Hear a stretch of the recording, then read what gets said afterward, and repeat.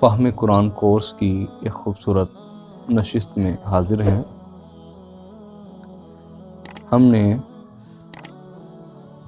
گزشتہ درس میں سورۃ الفاتحہ کی مختصراً تفسیر مکمل کی تھی۔ آج ہم سورۃ الحجرات سے اپنے درس کا آغاز کرتے ہیں۔ حجرات یہ حجرے کی جمع ہے، حجرتن، حجرہ، کمرے بھی کہا جا سکتا ہے۔ تو حضور علیہ الصلوۃ والسلام اپنی ازواج کے ساتھ جن حجروں میں قیام پذیر رہے، ان کی عظمت، ان کی شان، ان کی بلندی پہ ذرا نظر دوڑائیے کہ وہ اتنی عظمت والے حجرے ہوئے کہ ان کے نام پر اللہ رب العزت نے پوری سورت نازل فرما دی۔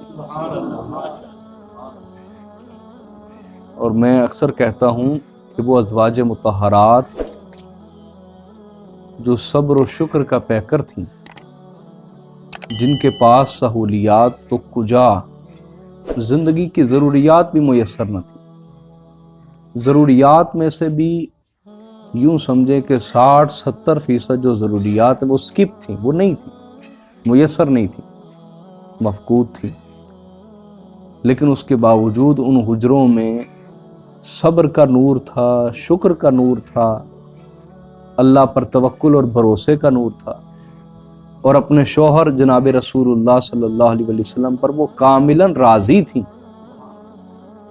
تو ان کے صبر و شکر، اللہ پر توکل، بھروسے، اور ہر حال میں اپنے شوہر کے لیے طاقت بن جانا، ہر حال میں اپنے شوہر جناب رسول اللہ صلی اللہ علیہ وسلم کی تعلیمات کو امت تک پہنچانا اور ان کے مشن اور ان کے مقصد کو آگے لے کے چلنا، یہ جو ان کی زندگی کا مقصد تھا اور ان کی زندگی میں کمال درجے کا حسن اور نور تھا، صبر و شکر، اور ساتھ ساتھ اللہ پر بھروسہ اور اس کی عبادت، اور ساتھ ساتھ اپنے شوہر جناب رسول اللہ صلی اللہ علیہ وسلم کے مشن کو لے کر آگے چلنا، یہ وہ 4-5 اعمال تھے جن کی بنیاد پر اللہ رب العزت نے ان کو اتنا پسند فرمایا کہ جن حجروں میں وہ رہتی تھیں، ان حجروں کے نام پر اللہ نے قرآن میں پوری سورت نازل فرما دی، اور ان خواتین کے لیے کہہ دیا لستن کاحد من النساء، تم عام عورتوں جیسی نہیں ہو، تمہارا معاملہ عام عورتوں جیسا نہیں۔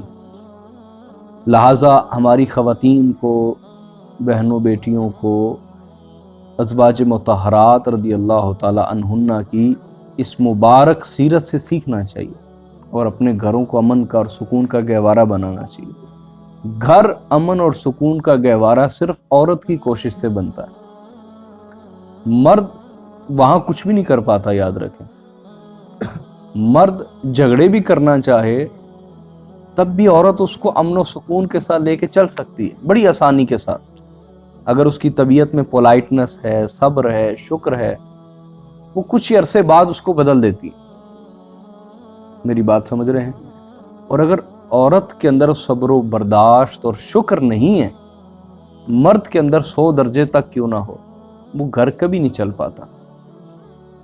لہٰذا الحجرات سے جو ہمیں سبق ملتا ہے، اس کو ضرور سیکھنا چاہیے۔ تو اس سورت کا آغاز ہوتا ہے، اللہ پاک ارشاد فرماتے ہیں یا ایھا الذین آمنوا لا تقدموا بین یدی اللہ ورسولہ واتقوا اللہ ان اللہ سمیع علیم۔ اے ایمان والو، کسی بھی معاملے میں اللہ اور اس کے رسول سے آگے نہ بڑھو، اللہ اور اس کے رسول پر تقدم نہ کرو، پہل نہ کرو، سبقت نہ کرو، پہل نہ کرو، آگے نہ بڑھو۔ اب اس آیت کا شان نزول امام حسن بصری فرماتے ہیں رحمۃ اللہ علیہ کہ کچھ لوگوں نے نبی صلی اللہ علیہ وسلم کی قربانی سے پہلے قربانی کر دی، تو ان کے لیے یہ حکم نازل ہوا کہ دوبارہ قربانی کرو، دہراؤ اس عمل کو، کیونکہ تم نے حضور علیہ الصلوۃ والسلام پر پہل کر دی، حضور کے عمل سے پہلے وہ عمل کر دیا۔ لیکن خوبصورت بات یہ ہے کہ اللہ تعالیٰ نے یہاں تقدمو کا فعل ذکر نہیں، مفعول ذکر نہیں فرمایا۔ لا تقدمو تو فرما دیا لیکن اس کا مفعول آبجیکٹو ذکر نہیں فرمایا، مفعول ذکر نہیں فرمایا، مفعول جس پر وہ فعل واقع ہو، یعنی یہ نہیں فرمایا کہ اس معاملے میں اللہ اور اس کے رسول سے آگے نہ بڑھنا. میری بات سمجھ رہے ہیں؟ یہ نہیں فرمایا کہ اس معاملے میں، بلکہ اس کو مطلقاً رکھا، اس کو ایبسلیوٹلی بیان فرما دیا، مطلقاً بیان فرمایا. لا تقدمو کا مفعول ذکر نہیں کیا. کیوں نہیں کیا؟ کہ اس طرح رسول پاک صلی اللہ علیہ وسلم کی شان، حضور کی اطاعت اور حضور کی جو اتباع ہے وہ مشروط ہو جاتی چند کاموں کے ساتھ. تو اللہ پاک نے یہ نہیں فرمایا کہ اس معاملے میں آئندہ حضور سے آگے نہ بڑھنا، بلکہ فرما دیا مطلقاً لا تقدمو بین یدی اللہ ورسولہ، کسی بھی معاملے میں اللہ اور اس کے رسول سے کبھی بھی آگے نہ بڑھنا، کسی بھی معاملے میں اللہ اور اس کے رسول سے کبھی آگے نہ بڑھنا. تو مفعول ذکر نہ کر کے اس کو مطلقاً رکھ کے جو حکم تھا وہ ہمیشہ ہمیشہ کے لیے ہر عمل کو محیط کر دیا کہ کسی بھی معاملے، کسی بھی عمل میں میرے رسول پر تقدم نہ کرنا، حضور پر کبھی پہل نہ کرنا، حضور سے آگے نہ بڑھنا. اب یہاں بات سمجھنے والی ہے کہ رسول اللہ صلی اللہ علیہ وسلم کی جو اتباع ہے، حضور کی جو اطاعت ہے، یہ بڑا تفصیل طلب موضوع ہے، اس کی تفصیل میں نہیں جا رہا، انشاءاللہ اس پہ ہم کچھ نہ کچھ کام کریں گے. تو یہ جو حضور علیہ السلام کی اتباع ہے یہ ہر حال میں لازم ہے، آپ کی پیروی، اتباع کا معنی پیروی، اور حضور کی اطاعت بھی ہر حال میں لازم ہے. اطاعت بھی بولیے، اطاعت فرما برداری کو کہتے ہیں، اتباع پیروی کو کہتے ہیں. اطاعت حکم ماننے کو کہتے ہیں، اتباع جیسے حضور نے کیا ویسے کرنے کو کہتے ہیں. اطاعت اور اتباع، میری بات سمجھ گیا؟ یہی وجہ ہے کہ اللہ تعالیٰ کے لیے اطاعت کا لفظ آیا ہے قرآن پاک میں، اتباع کا نہیں آیا، کیونکہ خدا تعالیٰ کوئی عمل کر کے نہیں دکھاتا کہ یوں کرو، بلکہ حکم ارشاد فرماتا ہے. اس حکم کو حضور سید دو عالم صلی اللہ علیہ وسلم کرتے ہیں، اور اس طرح کرنا وہ اتباع کہلاتا ہے. میری بات اب سمجھے یا نہیں؟ اور حضور علیہ السلام کی جو اتباع اور اطاعت ہے یہ ہر حال میں لازم، ہر حال میں بولیے لازم ہے. جو بھی کسی معاملے میں بھی حضور کی اتباع سے یا آقا علیہ السلام کی اطاعت سے نکلے گا وہ بددین ہے، اور اگر اس کو کمزور سمجھے گا تو یہ کفر ہے. سستی کی وجہ سے کرے گا تو مجرم ہے، اللہ کے ہاں کبیرہ گناہ کا مرتکب شمار ہوگا. اور اگر اس کو ہلکا لے گا حضور صلی اللہ علیہ وسلم کی اطاعت کو اور آپ کی اتباع کے معاملے کو، تو بے دین آدمی، اس کا ایمان برباد ہو گیا، ہلاک ہو گیا. میری بات اب سمجھے کہ نہیں سمجھے؟ اب یہاں وہ تو ایک عمل ہو گیا کہ انہوں نے قربانی کر دی. ہم اپنی ذاتی زندگیوں میں دیکھیں، کیا ہمارے اخلاق حضور صلی اللہ علیہ وسلم کی اتباع میں ہیں؟ غور کرنا چاہیے. کیا ہمارے گھروں کے ماحول حضور صلی اللہ علیہ وسلم کی اتباع میں ہیں؟ ہماری راتیں، ہمارے دن حضور کی اتباع میں ہیں؟ ہم اپنے بچوں کی جو تربیت کر رہے ہیں کیا وہ حضور کی اتباع میں؟ ہم اپنی کمائی کا بہت بڑا حصہ اپنی اولاد کی صرف دنیا بہتر کرنے پہ لگاتے ہیں، ان کے جوتے، ان کے کپڑے، ان کے لباس پر، ان کے سکول پر، ان کی کاپیوں پر، ان کی کتابوں پر، اور ان کے جیب خرچ کے اوپر بہت بڑا حصہ خود کما کے لگا دیتے. لیکن ان کے دین کے اوپر اور ان کو ایک اچھا صالح مسلمان بنانے پر کوئی پیسہ ہم خرچ کرنے کو تیار نہیں. ہماری ایک ذہنیت بن گئی کہ جہاں مفت کی تعلیم ہو وہاں بچے کو پڑھا دیا جائے قرآن پاک. یہ ذہنیت بن گئی. اور اگر مثلا کسی جگہ اچھا قرآن پاک پڑھایا جاتا ہے، تعلیم اچھی دی جاتی ہے، اگر وہاں کوئی تھوڑی بہت بھی فیس کا اہتمام ہے تو ہم کہتے ہیں یہ تو کھانے بیٹھے ہوئے، یہ دین کے نام پر پیسے کما رہے ہیں. یہ ہماری ذہنیت بن گئی. ظاہری سی بات ہے کہ جو ایک اچھا ادارہ لے کے چل رہا ہے اس کے اخراجات بھی تو ہیں نا. یا تو وہ لوگوں سے مانگے گا یا پھر وہ مناسب فیس رکھ دے گا کہ نو پروفٹ نو لاس کے تحت وہ ادارہ تو چلتا رہے نا، کہ نہ کمایا جائے نہ گھاٹے میں جایا جائے. کم از کم اتنی آمدنی آئے کہ وہ نظام چلتا رہے. تو ہماری ذہنیت اس حد تک گر چکی ہے کہ ہم لوگ اپنی اولاد کی دنیا اور ان کی دنیا کی تعلیم پر بہت خرچ کرتے ہیں اور دل کھول کے خرچ کرتے ہیں، لیکن دین کے معاملے میں ہم کنجوسیوں کی آخری حد کو بھی پار کر جاتے ہیں، اور ہم برداشت نہیں کرتے کہ دین کے معاملے میں بھی ہمارا پیسہ لگے، ہماری اولاد اچھی دیندار بنے. اس حوالے سے ہماری جو کوشش ہے، بلکہ کوشش تو ہے ہی نہیں، ہماری نیت ہی ختم ہو گئی.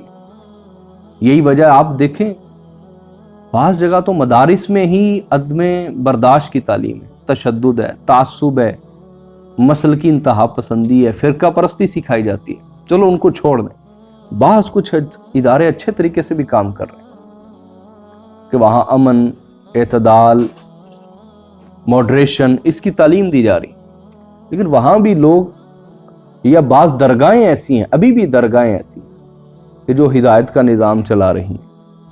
تو ہم اپنی اولاد کو باقاعدہ 6 گھنٹے سکول، 1 گھنٹہ ان کا آنا جانا، تیار ہونا اور آنا جانا اس کو لگائیں، 8 گھنٹے یہ، 3 گھنٹے ٹیوشن، 1 گھنٹہ آنا جانا لگا لیں، آدھا گھنٹہ آنا جانا. ٹھیک کتنے ہو گئے جی؟ 10 گھنٹے نا، 12-13 گھنٹے پھر گھر آ کے بھی ہوم ورک کرنا ہوتا ہے. 13-14 گھنٹے صرف دنیا کی بہتری کے لیے کر رہے ہیں، صرف دنیا کی بہتری، اور اپنی اولاد کے دین، قبر اور آخرت کی بہتری کے لیے ہم کیا کر رہے ہیں؟ روزانہ ان کا کتنا وقت ہم اللہ کی راہ میں لگا رہے ہیں، ذرا سوچنا چاہیے. اور ظاہری سی بات، بچوں نے تو ہم سے سیکھنا ہے نا، ہم کتنا دین کو وقت دیتے ہیں روزانہ، بچوں نے وہی سیکھنا ہے. تو کیا یہ اپنی خواہش کی پیروی نہیں، رسول اللہ کی اتباع اور حضور کی سنت کے مقابلے میں ہم نفس کی پیروی کر رہے ہیں، شیطان اور کفار کی پیروی کر رہے ہیں.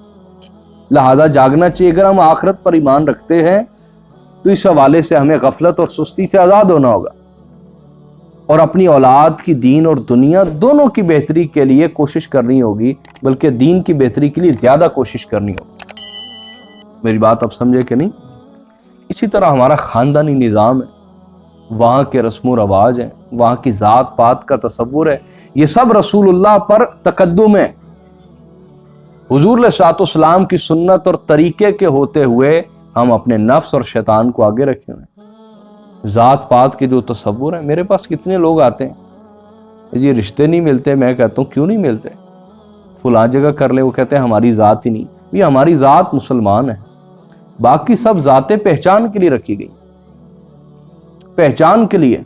ہم مسلمان ہیں، یہی ہمارا کف ہے، یہی ہماری ہمسری ہے، یہی ہماری برابری ہے. دیکھنا ہے تو دین دیکھیے، دیکھنا ہے تو اخلاق دیکھیے، باقی ذات پات کیا ہے. ابھی تک آپ ہندوؤں کی پیروی سے نہیں نکلے. کیا یہ رسول اللہ پر تقدم نہیں ہے؟ حضور پر پہل کرنا نہیں ہے کہ حضور کی سنت کے ہوتے ہوئے آپ نے خاندانی نظام تباہ کیا ہوا؟ پھر رشتوں کے لین دین کے جو معاملے آپ دیکھیے کتنے عجیب و غریب قسم کے. میری بات سمجھ رہے؟ یہ رسول اللہ پر تقدم ہے، حضور پر پہل ہے. میری بات سمجھ رہے ہیں؟ تو خاندانی نظام بھی ہمیں حضور کی سنت کے مطابق کرنا ہوگا، ورنہ یہاں کبھی بھی وہ برکات ظاہر نہیں ہو پائیں گے جو ہم لینا چاہتے ہیں، مفت میں لینا چاہتے ہیں. میری بات سمجھ رہے ہیں؟ اسی طرح ہمارا سیاسی و ملکی نظام ہے تو وہ کفار کے طریقے کے اوپر ہے. اسلام اگر کوئی سزا سخت رکھتا ہے اس میں ہزارہ حکمتیں. آپ دیکھیں آپ کے ملک میں سزا سخت نہیں ہے، ایک ہی جرم لاکھوں لوگ بار بار دہرائی جا رہے ہیں. قانون ان کے آگے بے بس نظر آئے گا، عدالتیں بے بس نظر آئیں گی. تو ہمارے ملک کا جو سیاسی اور ملکی نظام ہے، جب تک وہ اتباع رسول اور اطاعت رسول میں نہیں آ جاتا تو یاد رکھ لیں یہ رسول اللہ پر تقدم کر رہے ہیں، حضور سے آگے بڑھنے کی ہم کوشش کر رہے ہیں. میری بات سمجھ گئے آپ یا نہیں؟ اسی طرح ہمارا عدالتی اور قانونی نظام ہے، عدالتی اور وہ جب تک رسول پاک صلی اللہ علیہ وسلم کی سنت اور اتباع کے مطابق نہیں ہو جاتا، یہاں کبھی بھی برکات نہیں آئیں گی. دنیا تو ہمیں مسلمان ہی سمجھتی ہے نا، ہم جو بھی ہیں، ہم سیکولرزم سے متاثر ہیں، ہم یورپ سے متاثر ہیں، بلکہ یورپ کے برے اعمال سے متاثر ہیں یوں کہیں، کیونکہ یورپ میں وہ آپ 10% نکال لیں گے برے اعمال، برے کام، باقی جو 90 کام وہاں ہو رہے ہیں اچھے بہترین، عدل و انصاف کی بالادستی، دیانتداری، سچائی، جو کچھ وہاں اچھی چیزیں، جب ان پہ بات آتی ہے تو آپ کہتے ہیں یہ تو ہمارے دین نے پہلے ہی ہمیں دیا ہوا، یعنی اس کی قدر ہی نہیں کرنی ہم نے۔ وہ دین دے تب بھی نہیں عمل کرنا، وہ یورپ سے لے تب بھی نہیں عمل کرنا۔ نفس پرست ہیں، شیطان پرست ہیں۔ تو یہ حضور علیہ الصلوۃ والسلام پر تقدم ہے، حضور پر پہل ہے، یہ جرأت ہے جو اللہ کا سامنا کروائے گی زبردست طریقے سے۔ میری بات آپ سمجھ رہے کہ نہیں؟ تو ہمارا عدالتی اور قانونی نظام آپ دیکھ لیں، دنیا تو ہمیں مسلمان ہی سمجھتی ہے۔ وہ الگ بات کہ ہم یورپ کی برائیاں اپنائے ہوئے، اچھائیاں نہیں اپنائے ہوئے۔ دنیا یہی سمجھتی کہ اسلام اسی طرح کا۔ یقین جانیں یہ جو بڑی تیزی کے ساتھ پھیلنے والا دین ہے، یہ سست روی کے ساتھ اسی وجہ سے پھیل رہا ہے کہ دنیا ہمارے کردار اور ہمارے تماشوں کو دیکھ دیکھ کے اسلام سے متنفر، اسلام کو پڑھتے ہی نہیں، اور جو اسلام کو پڑھتا ہے وہ مسلمان ہو جاتا ہے۔ ایک گزشتہ دنوں ایک غیر مسلم مسلمان ہوا، تو اس نے کہا، اس کے مسلمان ہونے کے بعد اس نے دورہ کیا کئی مسلم ممالک کا، اس نے کہا اللہ کا شکر ہے میں نے اسلام کو پہلے پڑھ لیا تو میں مسلمان ہو گیا، اگر میں مسلمانوں کو پہلے جان لیتا میں کبھی مسلمان نہ ہوتا۔ تو خدا کا شکر ہے میں نے مسلمانوں کو نہیں جانا، اسلام کو جانا اور میں مسلمان ہو گیا۔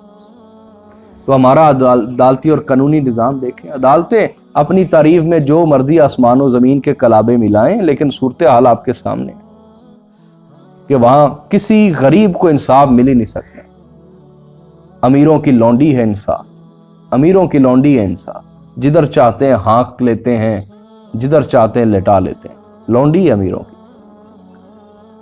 تو وہاں بھی ہمیں رسول اللہ کی اتباع اور آپ کی اطاعت کو نافذ کرنا ہے، اور اس سلسلے میں ایک شعور زندہ رہنا چاہیے۔ میں کیا کر رہا ہوں؟ میں اپنا کام کر رہا ہوں، میرا کام بندوق پکڑ کے نظام ٹھیک کرنا نہیں ہے۔ میری بات سمجھ رہے؟ میں تو ایک معلم ہوں، میرا کام شعور پھیلانا ہے، میں شعور پھیلا رہا ہوں، میں اپنے حصے کا کام کر رہا ہوں، اور مجھے یقین اللہ تعالیٰ وہ لوگ بھیجے گا جو اپنے حصے کا کام کریں۔